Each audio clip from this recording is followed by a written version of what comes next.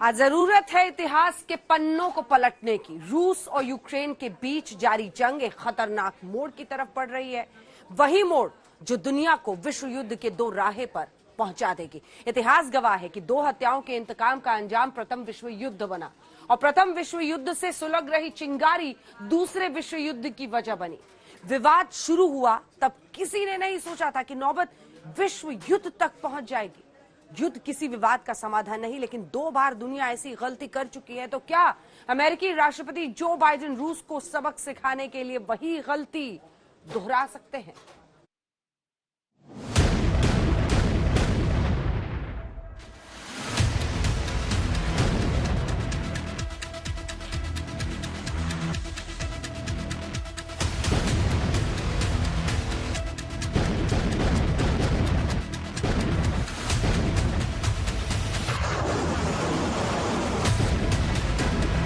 ये दृश्य यूक्रेन की राजधानी कीव पर रूसी सेना द्वारा की जा रही बारूदी वर्षा की है। क्या कीव में हो रही यही बम वर्षा तृतीय विश्व युद्ध का फ्लैश पॉइंट बनेगा?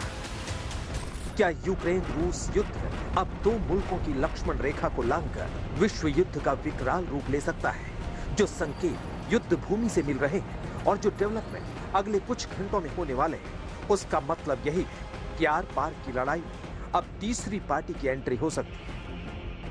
वही तीसरी पार्टी जिसकी व्याख्या दुनिया भर के डिफेंस एक्सपर्ट सिर्फ और सिर्फ तीसरे विश्व युद्ध की उल्टी गिनती के तौर पर देख रहे हैं। विश्व युद्ध होगा तो क्या होगा, हम आपको थोड़ी देर में बताएंगे। उससे पहले समझिए कि विश्व युद्ध की आशंका के पीछे 5 बड़ी बातें क्या हैं। बड़ी बात नंबर 1, यूक्रेन बॉर्डर जा रहे हैं अमेरिकी राष्ट्रपति जो बाइडेन। बड़ी बात नंबर 2, ब्रिटेन के प्रधानमंत्री कर सकते हैं कीव का दौरा। बड़ी बात नंबर 3, जेलेंस्की ने विश्व युद्ध का सायरन बजा दिया। बड़ी बात नंबर 4, यूक्रेन में रूसी सेना से लड़ेगी यूएन पीस फोर्स। बड़ी बात नंबर 5, पुतिन की मिसाइल के टारगेट पर है 50 शहर।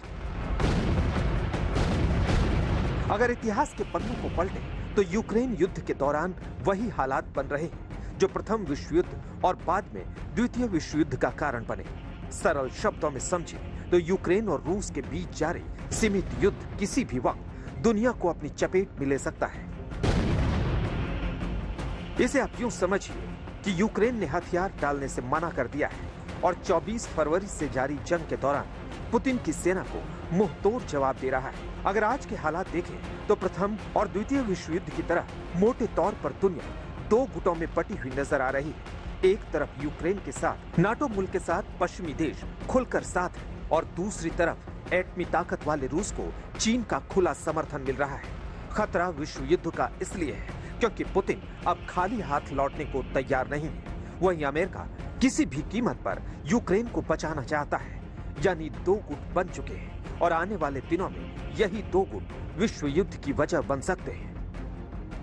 यूक्रेन की तरफ से लगातार आरोप लगाया जा रहा है कि रूसी सेना प्रतिबंधित हथियारों के साथ साथ मिसाइलों का इस्तेमाल कर रहा है।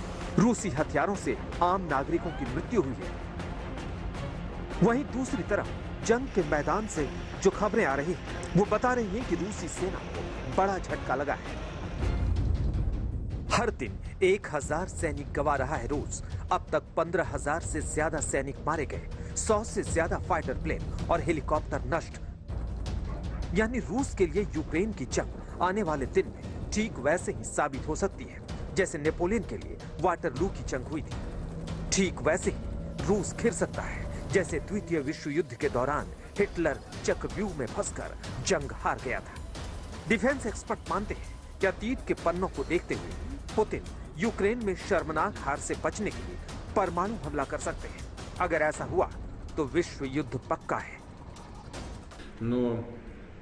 Высшие должностные лица ведущих стран НАТО допускают и агрессивные высказывания в адрес нашей страны. Поэтому приказываю министру обороны и начальнику генерального штаба перевести силы сдерживания российской армии. यहाँ आपको ये याद रखना है कि रूस सीमित परमाणु हथियारों का इस्तेमाल यूक्रेन पर कर सकता है। सीमित परमाणु हथियार यानी टैक्टिकल न्यूक्लियर वेपन। जानकार बताते हैं कि टैक्टिकल परमाणु हथियार ऐसे हथियार होते हैं जिन्हें सीमित या छोटे दायरे में इस्तेमाल किया जा सकता है। शीत युद्ध के दौरान ये ऐसे परमाणु बम थे जिन्हें दोनों महाशक्ति देश अमेरिका और रूस एक दूसरे पर लंबी दूरी से मार सकते थे। माना जाता है कि रूस के पास 2000 तक टैक्टिकल न्यूक्लियर वेपन हो सकते हैं। इनमें कई तरह की मिसाइलें और आमतौर पर पारंपरिक विस्फोटक ले जाने वाली मिसाइलों पर तैनात किया जा सकता है। इन्हें लड़ाई के मैदान में तोप से गोले की तरह भी दागा जा सकता है। मतलब ये कि दुनिया विश्व युद्ध के मुहाने पर खड़ी है। जंग में अगर पुतिन कीव पर कब्जा करता है तो भी मामला यहाँ रुकने वाला नहीं है। अगर पुतिन की सेना को पीछे लौटना पड़ा तो भी दोनों सूरत में संकेत दुनिया के लिए अच्छे नहीं है। अगर इतिहास में झांक कर देखें तो द्वितीय विश्व युद्ध की कहानी प्रथम विश्व युद्ध की समाप्ति से शुरू होती है। प्रथम विश्व युद्ध में जर्मनी की हार हुई। इसके बाद विजयी मित्र राष्ट्रों जिसमें ब्रिटेन, फ्रांस, रूस, अमेरिका और जापान देश शामिल थे, उन्होंने जर्मनी को वर्साई की संधि पर हस्ताक्षर करने के लिए मजबूर किया। इस संधि के तहत जर्मनी को युद्ध का दोषी मानकर आर्थिक दंड लगाया गया। जर्मनी को अपनी जमीन के एक बड़े हिस्से से हाथ धोना पड़ा। साथ ही उस पर दूसरे राज्यों पर कब्जा करने की पाबंदी लगा दी गई और उसकी सेना का आकार भी सीमित कर दिया गया। जर्मनी को यह संधि अपमानजनक लगी और इसी वजह से वहां अति राष्ट्रवाद के प्रसार का रास्ता खुला और जर्मनी ने बदला लेने के लिए दुनिया पर विश्व युद्ध थोप दिया। मौजूदा हालात में रूस ने यूक्रेन पर युद्ध थोपा है और दावा अपनी संप्रभुता को बचाने का है। वहीं यूक्रेन अपनी जमीन और अपनी संस्कृति बचाने की लड़ाई लड़ने का दम भर रहा है।